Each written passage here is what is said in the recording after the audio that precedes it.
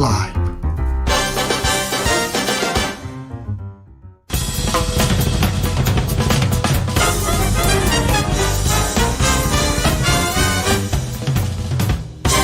훅 인터뷰. 모두를 위한, 모두를 향한, 모두의 궁금증 훅 인터뷰. 법원에서 이준석 대표가 낸 가처분 신청 모두 받아들이지 않았습니다.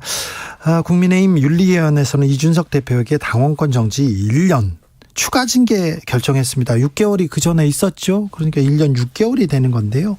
30대 당대표로 화려하게 등장했던 이준석 전 대표 실현을 맞고 있는데요. 이준석 대표 과연 어떻게 이 위기 헤쳐나갈까요? 김용태 국민의힘 전 최고위원 만나보겠습니다. 안녕하세요. 네, 안녕하십니까. 국민의힘 전 최고위원 김용태입니다. 이제 전 최고가 이제 됐어요. 예, 맞습니다. 됐다 말았다, 예. 됐다 말았다 확실히 된 것 같은데요. 네. 법원 판결 어떻게 보셨습니까? 일단 뭐 재판장께서 헌법에 근거해서 네. 법원의 양심, 법관의 양심에 따라 판결하셨으니까요. 네. 그것에 있어서 존중하고요. 다만 판결은 존중한다. 당의 논평이 어제 사필 규정이라는 논평을 냈던데 네. 조금 여기에 대해서 안타까웠어요. 왜냐하면 1차 가처분 판단 때는 당에서 본인들 어떤 기성 의원분들, 원내 의원분들과 좀 생각대로 되지 않으니까 여기서 그렇죠. 재판장을 비판했거든요. 재판장을 향해서 재판장 출신이 어디다 막 얘기하고. 출신도 말하고 목적에 꿰매어서 판단한다 이렇게 비판을 하셨던 분들이었는데 네.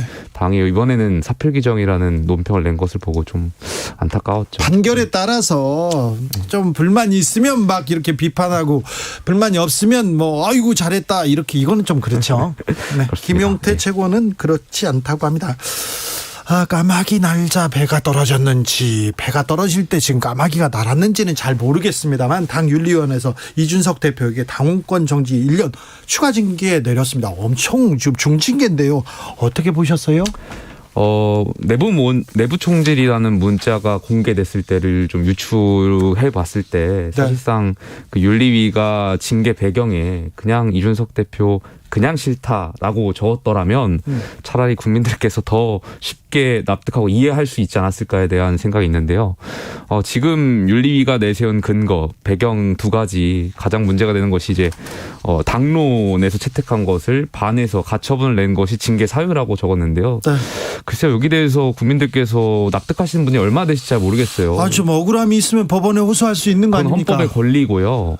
헌법에 명시되어 있는 권리고 또 과거에 저희 당에서 공천, 뭐 총선이라든지 지방선거에 불복해서 탈당해서 당의 어떤 결정을 무시하고 탈당해서 선거를 치른다든지 아니면 여기에 대해서 불복해서 가처분 신청을 걸었던 지금 현역 의원들 굉장히 많으신데 네.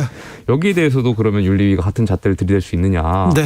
여기에 비춰봤을 땐 말도 안 된다고 생각되고요. 그리고 표현의 자유, 뭐 당을 향해서 비난의 언어를 많이 사용했다라는 것을 좀 이유로 대는데 정치인이 당연히 아무리 같은 당 소속 의원이어도 잘못된 판단을 하거나 어떤 민주주의, 당의 가치와 반하는 이야기들을 한다면 당연히 비판할 수 있는데 당연히 비판할 수 있는데 이준석 전 대표는 당 선을 넘은 거 아니냐 그런 얘기도 있었어요. 물론 이준석 대표 전 대표의 어떤 행동들에 대해서 호불호가 있을 수 있습니다. 예. 좋고 싫고의 문제가 있을 수 있고 과연 이준석 대표가 했던 행동들이 당대표로서의 맞느냐에 대한 생각을 하실 수 있죠. 그런데 그런 것을 기반으로 해서 그냥 싫다라는 것을 기반으로 해서 단순히 윤리위를 통해서 당원이 뽑은 당대표를 정당성 있는 당대표를 축출의 목적으로 제거한다면 이것은 민주공화정에서 글쎄요 있기는 좀 납득하기 어려운 일 아닌가.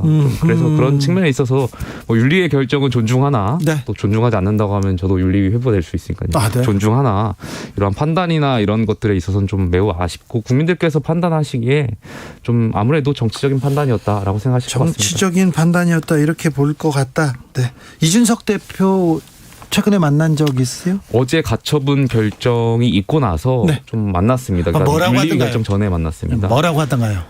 일단은 오래 길게 보자라는 좀 이야기를 저한테 했습니다. 그러니까 어떻게든 지금 법원이 판결이 나왔고 또 당원 당규를 개정한 부분에 있어서 정당의 어떤 자율성을 인정한 것에 대해서 뭐 다 존중하지만 사실 개정 당원 당규에 저는 비민주적인 요소가 있다고 보거든요. 왜냐하면 그 앞으로는 최고위원 5명이 5명 중에 네. 4명이 사퇴하면 자발적으로 이제 비상 상황을 만들 수 있게 된 거지 않습니까? 예. 향후에 어떤 지도 체제가 들어온다고 한들 네. 최고위원 4명이 이해관계가 맞으면 계속해서 이런 당원 민주주의에 위배되는 행동들, 비상 상황을 유발시킬 수 있는 거거든요. 그래서 당 대표라도 그 당원들이 뽑은 당 대표라도 언제든 바꿀 수 있다. 우려가 된다. 우려가 되고요. 여기에 대해서 이제 지금은 일부 윤핵관들이나 이것을 이끌었던 분들이 뭐 급한 불 껐다고 되게 좋아하시고 화색도 하시고 웃고 계신데 저는 역사는 돌고 다시 부메랑이 되어서 그분들한테 돌아갈 수 있다고 보고요. 이준석 대표는 뭐라 하던가요? 여기에 대해서는 뭐 그냥 웃었죠. 웃고 별말 없었으면 사실 뭐 계획에 대해서 앞으로 향후 계획에 대해서 이야기할 수 있는 시간이 그렇게 많지도 않았고 예. 또 윤리위 결정 전이었기 때문에 네. 여러 가지 윤리위에서 징계가 나올 것 같다는 예상은 했잖아요. 예상은 했었지만 이제 워낙 다양한 뭐 제명부터 시작해서 당원권 정지 3년, 뭐 탈당 권유 여러 가지 시나리오가 있었기 때문에 네. 사실 어떤 것을 전제해서 말하기는 좀 어려웠습니다. 자, 1년 6개월 당원권 정지면요. 풀리는 날이 2024년 1월 8일입니다. 예, 예. 총선을 앞두고인데 어떻게 될 것 같습니까? 저는 결국에는 차기 전당대회에 달려 있다라고 차기 생각합니다. 대표가 어떻게 예. 생각하느냐? 차기 당 대표가 어떤 분으로 선출되느냐, 보다 보수의 가치를 실현할 수 있는 분, 상식적인 분이 당 대표가 된다면 예. 지금 1년의 어떤 과정들에 대해서 징계 결정 다시 원상 회복시킬 수 있는 권한이 있으니까요. 네. 이런 부분에 있어서 차기 당 대표가 누가 되느냐에 따라서 차기 공천권도 달려 있다고 보입니다. 그리고 사실 저희 국민의힘의 내용의 본질은 사실 공천권이었지 않습니까? 예. 이것을 이제 누가 갖느냐가 중요할 것 같습니다. 만약에 안철수 의원이 당대표가 되면 어떻게 할까요? 당대표 유승민 전 의원이 당대표가 되면 아마 징계는 거의 사라지지 않을까 그런 생각도 해보는데 안철수 의원이라면요. 저는 안철수 의원이 만약에 당대표가 되신다면 네. 공천 배제는 하지 않을 것 같아요. 공천 그분 나름대로 배제는. 원리 원칙을 주장하셨던 분이니까 경선 과정을 통해서라도 좀 어떤 공천의 룰에 참여할 수 있게 하지 않을까에 대한 생각이 있습니다. 네.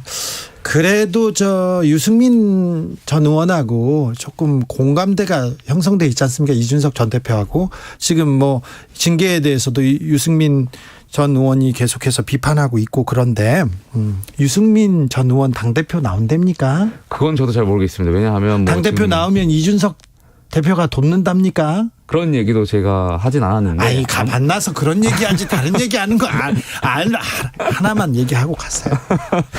글쎄요. 자, 바쁜 사람 부른 이유가 거기에 있어요. 자, 그래서 차기 당권은 어떻게 한답니까? 뭐 일단 유승민 대표께서 당권에 도전을 직접적으로 언급하시지가 않았어가지고 네. 여기에 대해서 말씀드리기 좀 어렵지만 아무래도 제 생각에는 네. 뭐 유승민 대표께서 출마를 준비하신다면 네.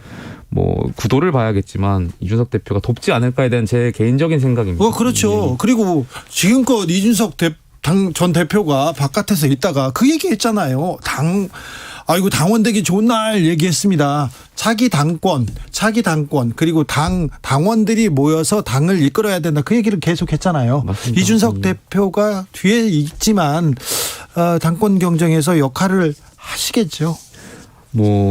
그런 역할을 할 거라고 보고요. 말씀하신 대로 당원 모집의 이유도 다 거기에 있다고 생각됩니다. 네, 그렇죠. 당원 저희가 여론조사가 30%, 당원 투표가 70%의 전대 룰이 있으니까 네. 당원분들께서 좀 많이 가입하셔가지고 더 합리적이고 상식적인 보수의 목소리를 내주셨으면 좋겠습니다. 네. 이제 이준석 전 대표가 뒤로 물러가자마자 당대표 경쟁 본격적으로 시작됐습니다. 이제. 그죠? 예. 차기 당권 누가 갈 건가? 지금 어떻습니까? 당내에서. 당내에서는 사실 제 경험치에 비춰봤을 때 네. 최고위원들 뭐 과거에 사퇴하려고 이런 경험치를 봤을 때 윤심을 찾기 바쁜 것 같아요. 지금? 도대체 대통령의 의중이 누구한테 있느냐가 네. 당내에 많은 분들의 어떤 집중이 네. 모여지는 곳이고요. 네. 아무래도 권력자의 의중을 쫓기 바빠하는 것 같습니다. 그래요? 좀 더 저희가 좀 자유민주주의를 어떤 수호하는 정당이고 보수의 가치를 수호한다면 좀 가치 측면에서 좀 판단해 주시면 정권 초기 대통령의 마음 읽는 거 이게 당연한데요. 변수가 있습니다. 지지율이 너무 지지부진해요. 윤석열식으로 이렇게 가면 당 안 돼 이렇게 생각하는 사람들이 국민의힘에도 많지 않습니까? 그래서 변수가 될 것 같은데. 맞습니다. 저는 국정 지지율이 변수라고 보여집니다. 그러니까 지금 윤핵관이라고 하는 분들은 사실 원칙이나 어떤 보수의 가치를 주장하기보다는 네. 어떤 권력자를 쫓기 바빴던 분들이거든요. 네. 그러다 보니까 총선을 임박해서 국정 지지율이 낮다면 네. 윤석열 대통령이 만약에 총선에 어떤 도움이 되지 않는다면 먼저 나서서 대통령의 어떤 이야기들을 좀 듣지 않으려고 하겠죠. 그러다 보니까 이준석 전 대표 신당 창당할 가능성은 지금은 낮지요. 예, 저는 뭐 가능성은 다 열려 있겠습니다만 현재로서는 거의 없다라고 보여집니다. 만약 1년 6개월 있다가 예. 자 총선에도 못 나가게 하고 뭐도 못하게 하고 하면 그러면 이거는 뭐 정치 생명 끊은 거야 그러면서 움직일 수도 있지 않습니까? 그때 가서는 만약에 정말 가능성이 있겠죠. 그런 선택의 어떤 하나의 방법이 될 수 있는데 현재로서는 제가 알기로는 고려하고 있는 대상은 아닌 걸로 알고 있습니다. 현재는 아닌데. 예, 현재로서는 당원 배가를 통해서 전당대회 어떤 역할 그렇죠. 해야겠죠. 전당대회에 대한 역할, 전당대회 당권 경쟁이 일단 본격적으로 시작됐다고 봐야 되겠네요. 당권 경쟁을 보고 누가 당권을 잡느냐, 그리고 당을 어떻게 이끌어가느냐, 공천을 어떻게 하느냐, 또 변수가 있겠네요. 지금 뭐 당권을 준비하시는 당내 많은 의원들이 지금 전국을 계속 돌고 있는 걸로 알고 있습니다. 네. 당원하고 벌써요? 뭐 나름대로 뭐 어떤 것을 잡아서 세미나를 잡아서 네. 당원 간담회를 좀 하는 걸로 알고 있습니다. 다 좋은데 당권도 잡고 당원들도 만나고 좋으는데 좀 민생 경쟁을 좀 챙겨달라고 좀 그것도 좀 얘기해 주세요. 예, 꼭 전달하겠습니다. 알겠습니다. 여기까지 듣겠습니다. 김용태 전 최고위원 만났습니다. 감사합니다. 감사합니다. 교통정보센터 다녀올게요. 유하영 씨.